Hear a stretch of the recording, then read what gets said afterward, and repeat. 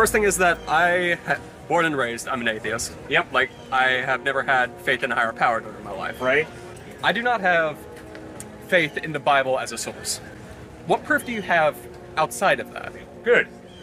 The first piece of evidence, not proof, but the first piece of evidence that points me to God is order and design do not come out of chaos by chance. Right.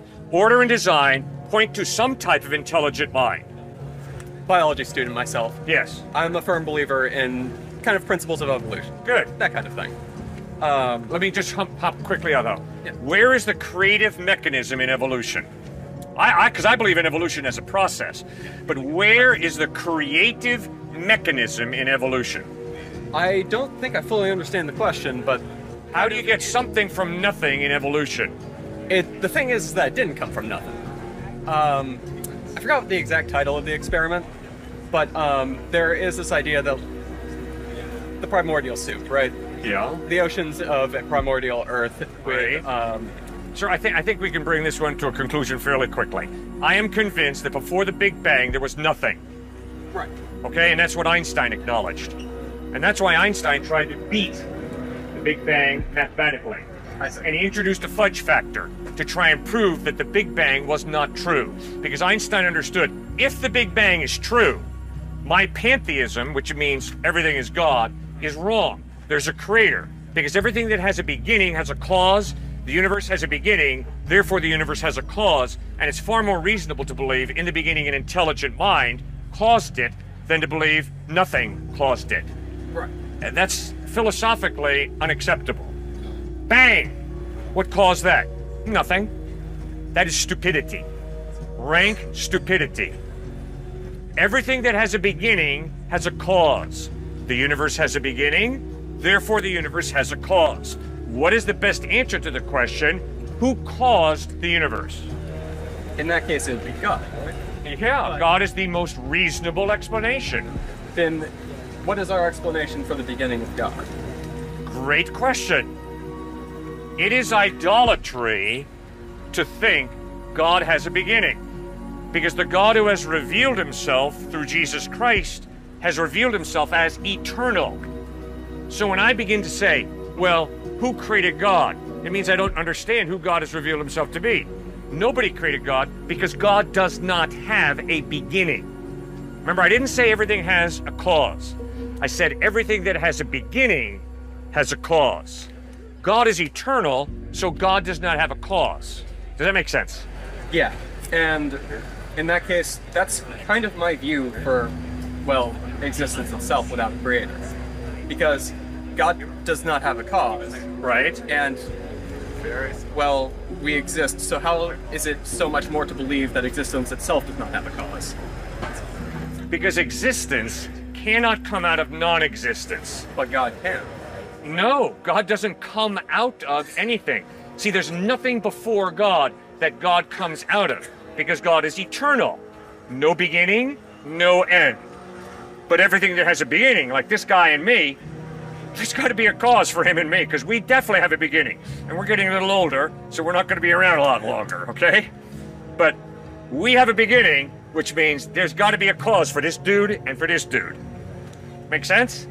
Of course. Good. Well, I thank you for that, okay?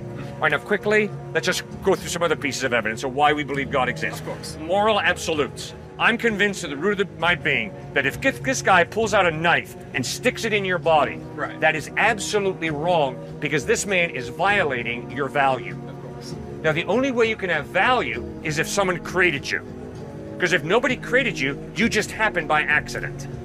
Which means any value you have is either you gave it to yourself, or I gave it to you and some powerful people, or your culture did, Right. right? And- But I would argue that it's still relative. The reason I'm convinced that if he sticks a knife into you, it's evil, is because you have innate value that comes from your creator, who created you for a purpose and who really loves you. Third one is moral absolutes, objective morals pointing to some type of creator. Fourth one is this, your rational mind. Does it come from the non-rational, or does it come from the rational? An atheist is someone who says, my rational mind comes from the non-rational.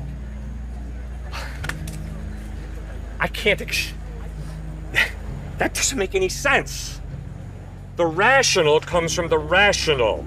The rational does not come from the irrational, which is why, not that I've proven God, but it's evidence that it's more reasonable to say we come from God, not that we come from the non-rational. Does that make sense? Yeah, I believe so. Define the rational and the non-rational.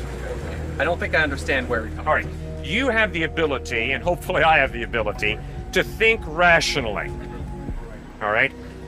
That is why, if I make a rational mistake, you're going to look me in the face and say, Cliff, that makes no sense. Right. That's irrational. Okay, my ability to think rationally comes from rational being. It doesn't come from this. This has no ability to rationalize. Neither does that tree. Of course. But you and I do. So is it more reasonable to think that our ability to reason comes from a rational being, God, or is it more reasonable to believe that our rational talent comes from the non-rational, just from matter and energy? This is difficult for me because I just see us on different wavelengths, honestly. Like, we do believe different things, apparently. Yes, we believe different things. And You'll be next. just for these pieces of evidence, I see these coming from not a higher power, but from necessity. From necessity.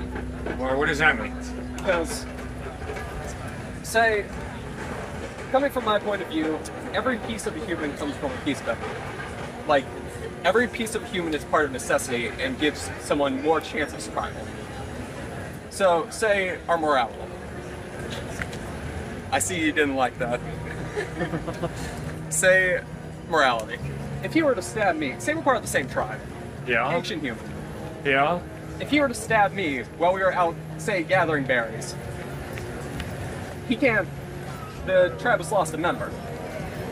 Yeah? We can't have as many berries now, and he can't carry back as much food. Perhaps now, even then, my parents are going to be mad at him, and the tribe breaks apart. That equals less survival and less humans. Maybe. Does rape help the human experiment continue? No. Yes, it does. Rape can produce babies. Yes, but Survival of the fittest. Why should I not steal his backpack? If survival of the fittest is true, why should I not steal his backpack? Well, the thing is that you're part of the same tribe. So what? We're part of the same society. That doesn't benefit anybody. If you are of different tribes, that isn't necessarily immoral, at least in the human perspective. No.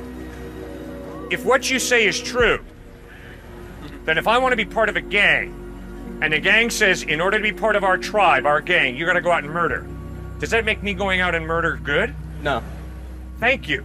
because that's unnecessary murder of people in the same city, the same tribe. No. I want to be part of a gang, which is a tribe, a family. And in order to be part of a gang, they're telling me I gotta go out and murder. My desire to be part of a tribe, the tribe defining good and evil. Is that really objective morality? Does that really make it good because the tribe says it's good? No. Thank you. Which is why you and I need to acknowledge God exists, because God's character, which is just, defines murder as being wrong. I don't care what gang or what tribe or what nation, be it Nazi Germany or whatever, says it's good. Does that make sense? Yeah. Okay, good. So I need to move on to another person, but I cannot thank you enough for your respectful thinking, and I appreciate it a lot.